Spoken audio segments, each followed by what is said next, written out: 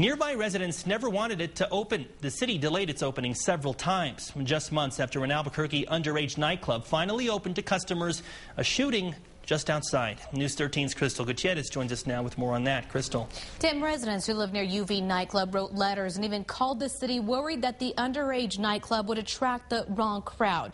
They did not expect a shooting this close to its opening.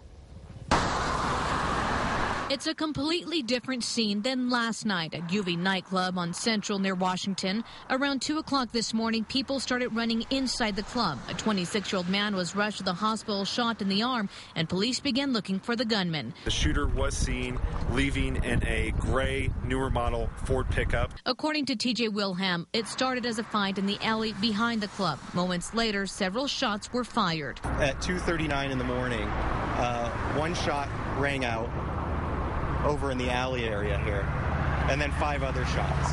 James Prasick says this is exactly what neighbors were worried about. Then, when he found out how old the shooting victim is, his concerns grew. Allowing individuals that are over 21 to come in while they're having a 16-plus party. We found an advertisement about the 16-plus party on the club's website, so we called the owner, John Chavez, and asked about the younger teens mingling with those over 21.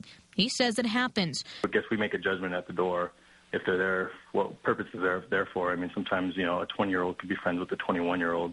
We're not going to say that they can't both come in together. Chavez says those over 21 are only allowed inside if they're not intoxicated. The city says it has no control over that issue because the club does not sell booze. Whether or not they could have 16, 13-year-olds, or anybody underage at the club would be something between them and their insurance carrier. Prasick says while the club is not licensed to serve alcohol, he's seen people drinking outside. I knew this was going to happen because I've said it once and I'll say it again. We have not learned the lesson of this. Time and time again, this happens every single time with these underage businesses.